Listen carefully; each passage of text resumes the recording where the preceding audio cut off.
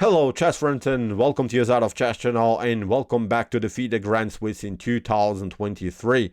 We're now in the round 7 of this amazing chess event, which means that we'll still see 4 more rounds in this beautiful tournament. And after 7 rounds, the leader of this tournament is the top GM from India, Vidit Santosh Gurati. He's the only player who has now 5.5 points, but all of these players from the 2nd till the 12th place have 5 points, which is really spectacular situation. So still many things can change. Many dynamic games we'll see now for sure on the first board, and everyone wants to reach, of course, the candidates in 2024, because the winner of this tournament will then secure a place in the candidates. So really heated situation. Look, it's Alexander Predke, Etienne Bacro, Andrei Sipenko, Arjun Ergaisi, Hikaru Nakamura, Fabiano Caruana, Yuri Kozobov, Vincent Keymer, Radoslav Wojtaszek, Daniel Bogdan Dejak, Vladimir Fedoseev have 5 points.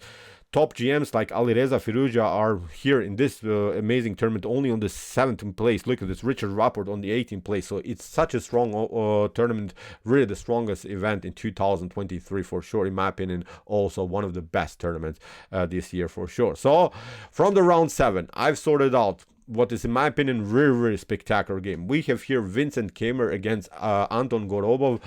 A really dynamic game. Also instructive game, because here you see, I think, the most important strategic concepts and ideas of the so-called Czech variation of the Slav defense. Really this game you could use as your cornerstone in order to get a better understanding what's going on and how you should make plans in this types of positions. So this is really an epic game, in my opinion. Also one of the best chess games from this tournament for sure. So let's see now what happened with the white pieces. Vincent Keymer, really the talented player, played now the move d4. Anton Korobov's response was d5, c4, c6, knight to f3, and after a couple more moves, the game transposes now into these structures when black is simply taking out the pawn on c4, is trying, of course, also to protect the pawn. Then with the follow-up b5, we're playing, of course, from white perspective, the move a4, not allowing it, and now comes the so-called Czech variation with the move bishop to f5. Of course, you don't want to play e6 immediately. If you play that, then you're locking out your light square bishop. So in these types of positions, black is simply playing first with the bishop, and then is locking the small pawn chain with the move e6. Knight to e5. We have now the so-called Krause attack. This is, in my opinion, one of the best methods to beat the Czech variation, hitting simply the pawn on c4, and in some lines, if possible, to hit here the king side with f3 e4 or maybe f3 g4, whatever your position is allowing it. But basically we are trying here to do this kind of a pawn storm on the king side. We have knight from b to d7, knight to c4. Here Korobov again attacks the knight on c4. Again Vincent Keymer plays now knight to e5. But now if you play knight to d7 immediately, this wouldn't be good, because this move can be met with queen to b3, hitting the pawn on f7, and also hitting the pawn on b7. If you pick up now the knight, it's a little bit different, because we'll simply take it with the tempo. Knight to d5 would not be so good, because you get e4. You can maybe pick up the piece. We also pick up the bishop, and now you have to retreat with your knight. Bishop to c4 is going to happen, bishop to g5. So in such an open battle and in this asymmetrical, unbalanced pawn structures, the bishop here is much stronger. So also the b7 pawn is still hanging. So in my opinion, not a good continuation anymore here for black. You could, of course, here after d takes e5, retreat with your knight to d7, but now we hit here bishop to e6. Now we hit the pawn, and I see only one game in the database in this particular line. White won the game very easily. Here it was an international master level game, but I wanted to show you that this line is simply not working here for black. So that's why after move knight to e5, again Korobov plays now the move a5 with the preparation to play e6 and then bishop to b4, which is a normal plan in the Czech variation of the Slav defense from black's perspective. Simply getting use of the pin and not allowing some breakthrough ideas with the move e4 here for white. But here Vincent shows his great preparation and his great understanding of these types of positions and of these types of structure. He plays immediately h4. This move is in some lines preparing also f3 g4, maybe even to lock out the bishop if the bishop retreats to g6. So that's why Korobov secured first the bishop by playing the move h6, creating some breathing spaces for the light square bishop. If you play e6, then still we can hit the center with f3, e4, also very dangerous. And even if you play again this idea knight to d7 to challenge maybe this unpleasant knight, again we play queen to b3. So there's nothing that can be done. Again, I think this line is not so good here for black. So after move h4, as we said, h6 by Korobov, f3 here by Vincent Keymer. So Vincent is showing here that he's really trying to play a nice, sharp tactical game. He's trying, of course, now to play the move e4. e6, we have e4, bishop to h7, bishop to e3, knight to d7, knight from f to d7. Very important move to keep, of course, here the structure healthy, because there is always the weakness on b7. Knight to d3 here by Vincent Keymer. So Vincent is playing here solid, really opening prep, because he's not trading off pieces. Many of us, I think, are simplifying the game too much by trading off more pieces, although you have maybe a slightly better position. But when you are on the attacking side, you should keep your pieces on the board. Here Vincent is saying, no, we're not trading off pieces. And here Korobov makes maybe even his first tiny little inaccuracy in the opening stage. Plays now for the third time with the same piece, which is, I think, here instructive, really principle that Korobov simply broke. He is attacking, of course, the bishop, but basically with this move and bishop to f2, he simply improved now this bishop that is controlling now the h4 square. The h4 is now twice protected by the rook and by the bishop now, so you didn't gain anything. The pawn on b2 is protected. It was okay, maybe a simple threat, but nothing dynamic. A better choice is simply here to play the move bishop to b4, going into normal positions of the check variation. You're trying to do this. If you want to trade it off, of course, then a takes b4 happens, then this one is weak. So white has to be also careful, but knight to c4 really not the optimal way. Here, as I said, Vincent simply improves the position, and there's nothing that can be done now in the center for black. Usually, in these types of positions, when you allow here with the black pieces, white is powerful center, usually you want to break then later the center with the move e5 or with the move c5. So this is now the normal plan for black. You are not, of course, tolerating this d4 e4 structure, but now whatever you do, if you play e5, then queen to b3 is winning the game. We can pick up now this one. You have to retreat with your knight. We play even queenside castling. Look at this. You cannot develop the dark square bishop because you get here hit on g7. So the activity of white pieces is simply too much to handle. Knight c5 is not working anyway. We simply take out here also the knight. You have to retreat, and we have gained a pawn. We still have this healthy structure, and in my opinion, again, a devastating position here for black. So you see e5 and c5 now in this position are not working. Usually, as I said, this is now your main plan with the black pieces. After bishop to f2, as I said, this move knight to c4, very strange move by Anton Korobov. Knight to d6, you see, for the fourth time, Korobov is now playing with the same piece.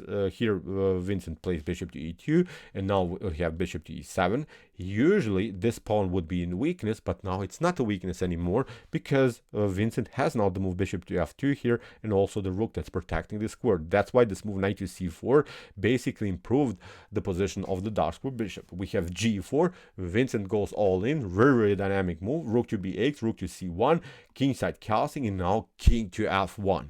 This is really sort of, I like to call it a stockfish move. Usually when you, if you have followed my YouTube chat channel, then I analyze many of these stockfish games, and usually this is really sort of a stockfish idea to play with your king on g2, secure the king somehow, but keeping your attacking chances here on the king side, because if you castle, then of course the rook is on the f-file, and on the f-file the rook is not so dangerous. So very great progressive move here by Vincent Keymer. We have b5, Korobov is trying to do something on the queen side, king to g2, b takes a4, knight to a4, and now queen to c7. Another inaccuracy here by Korobov. We have to say it, from this point on, I think Korobov faces many positional problems. First of all, the first issue here is that your queen is lined up against the rook, but that's not even this problem, because white doesn't want to touch anything here on the queen side. You have anyway this c6 weakness, a5 weakness. Here, a better choice, and the only way to make something to happen, is to play queen to e8. Queen to e8 is actually a tactical idea to get an attack against this knight on a4. For instance, we try something like rook to c6, then we attack simply the rook. If you retreat, then there is this tactic: knight to e4, f takes e4, bishop to e4, and now we here we have some issues, so we can simply play bishop to d3. If you play queen to d3, then this piece is hanging. If you play here king to h2, or we can also pick up the rook. If you play here bishop to f3, as we said, then we play bishop to d3, queen to d3, and now this knight is hanging. So the only way to protect somehow this position is to play a strange move, queen to e8, which Korobov, unfortunately for him, missed. He played now queen to c7, and here Vincent Keymer simply improves the position of his minor pieces. Great activity here of the dark square bishop. Queen to a7, bishop to f2. We have now a perpetual, but rook to h3 brings now the rook in the most spectacular way into the game, and here Vincent is also trying to double up the rooks on the h file. Really, again, nice progressive move here by white. Rook from f to d8, we have queen to c2, rook to c8, g5. Great move. This is now the breaking move in this particular game. g5 sacrifices, of course, a pawn just in order to have this beautiful rook battery that we have talked about now. What should black do? If you protect here with bishop to h6, this is not good. Here in the game, knight to f8 was played by Korobov. If you play bishop to h6 to lock somehow the h file, this is not working. You can guess the next move. A rook to h6 is then the continuation. We get the queen into the game. You can protect it. Now the queen is coming.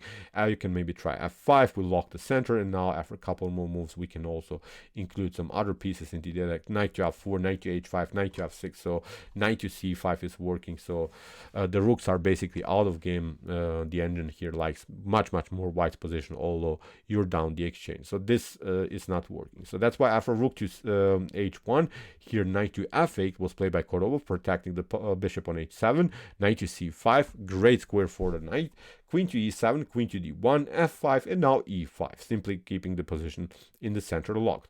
Knight to f7, we have f4, kicking with the bishop, bishop to h6, and now queen to g1. Another beautiful move here by Vincent, trying, of course, to get the king on f1, on f3, and simply putting more pressure on the h file, but also here now with the queen on the g file. Really heavy artillery here attacking black's king. We have a4 by Korobov. Okay, it's an advanced pawn move, but it doesn't make anything. You don't have any attacking chances here. This attack, I think, is much more dangerous. It's much more dynamic here by white. Bishop to h4, queen to h7, king to f2, liberating the g file, king to h8, and now bishop to h5, hitting the knight, which is also the protector of the h6 bishop. Bishop to f4, knight, bishop takes f7, queen to f7, knight takes f4, and now rook takes b2. But Vincent calculated this position in a spectacular way. Okay, you have your check. Okay, you can have fun with your check, but now after king to f3, no good checks are possible. Here Korobov is trying desperately to include more attackers into the game, but here a beautiful move here by Vincent Keymer. Bishop to e7, nice tactic here. Rook to b3, knight takes b3, rook takes b3. We have king to e2, rook to b2, a couple of checks, but never really perpetuals. You cannot, of course, here play queen to e7 because we get simply rook to h7, and then after queen knight to h7, we can simply play knight to g6. That was really dirty tactical idea here by Vincent Keymer. So after king to d3, that's why king to g8, but now queen to g5 comes again also actively into the game. You could maybe try bishop to f8, but actually after queen to f8 here, you don't have time to pick up the bishop because you could get also checkmated here by black, so you have to be careful. So that's why the correct choice here by Vincent is to play first queen to g5, not being greedy, grabbing this knight on f8 and then the bishop on h7. We have c5, king to c3 attacking the rook. We have rook to b7, now finally bishop to f8, c takes d4, a check, king to d2, queen to f8. Again here Korobov is trying to get some kind of an activity, but now knight to d3, great defensive move. The knight is controlling now some checks on b2. In the game, g6 was played by Korobov, and now a beautiful tactic again here by Vincent Keymer. Rook takes h7, which simplifies the game enough. Now he gets also this pawn, gets also the pawn on e6, rook to f7, queen to d5, queen to g7, and now rook to h2 with the preparation to play the move rook to g2, also trapping the queen. In the game, queen to g5 was played by Korobov. We have king to c2, Queen to e7, now comes rook to g2, king to h7, rook to g3, again with some ideas maybe to deliver dangerous checks here on h1, in some lines also deliver checkmate, so that's why queen to b7, trying to trade off the queens, but again Vincent is not interested, plays now a solid queen to d4. Here in the continuation, we have queen to c6 by Korobov, but it doesn't bring anything. Even if we play rook to c7, then we simply get out of this attack. No good checks are possible. The knight is controlling here the 8th, b2, and also the b4 square. As I said, this is a devastating position again for black. White is, of course, completely winning here. So after queen to d4, queen to c6, king to d2, queen to h6, nothing spectacular, knight to f4, queen to h2. Again, here Vincent keeps it compact. Look at this.